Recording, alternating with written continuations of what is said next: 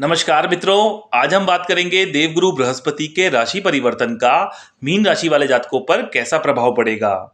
1 मई 2024 को देवगुरु बृहस्पति मेष राशि से निकलकर वृषभ राशि में आ जाएंगे और फिर 14 मई 2025 तक वृषभ राशि में ही रहेंगे।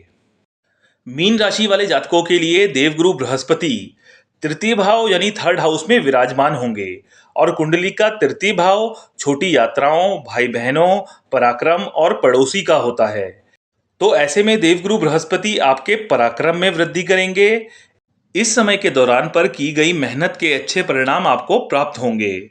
आपके मान सम्मान प्रतिष्ठा में वृद्धि होगी। किसी परिचित व्यक्ति या मित्र की सहायता से आपको लाभ भी प्राप्त हो सकता है। साथ ही साथ भाई बहनों के साथ संबंध आपके अच्छे होंगे। भाई बहनों का सहयोग आपको प्राप्त होगा। इस समय के दौरान आपका आध्यात्मिक झुकाव भी बड़ा रहेगा।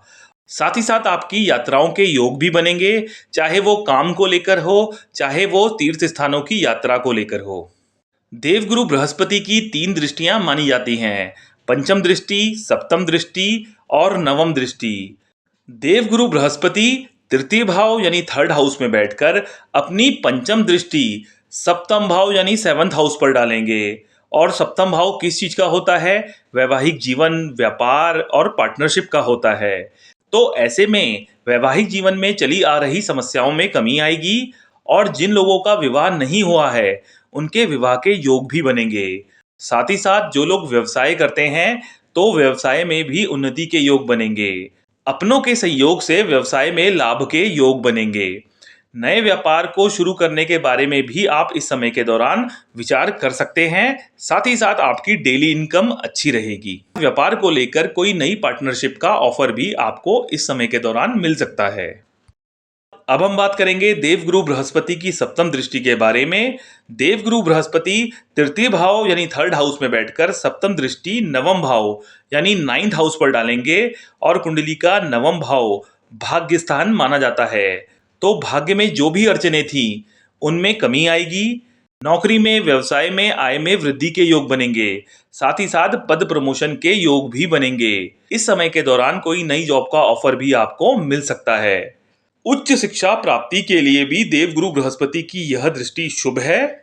कुंडली का नवम भाव यानी नाइन्थ हाउस पिता का भी होता है। ऐसे में पिता के साथ संबंधों में सुधार होगा। साथ ही साथ पिता के जीवन में भी कुछ बेटरमेंट देखने को यहाँ पर आपको मिलेगा।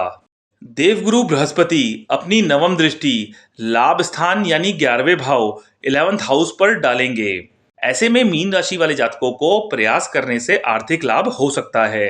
साथ ही साथ किसी प्रकार के किए गए इन्वेस्टमेंट से भी इस समय के दौरान आपको लाभ प्राप्त हो सकता है। धन लाभ के योग बनेंगे। किसी प्रकार की कोई पैतृक संपत्ति से भी आपको इस समय के दौरान लाभ प्राप्त हो सकता है।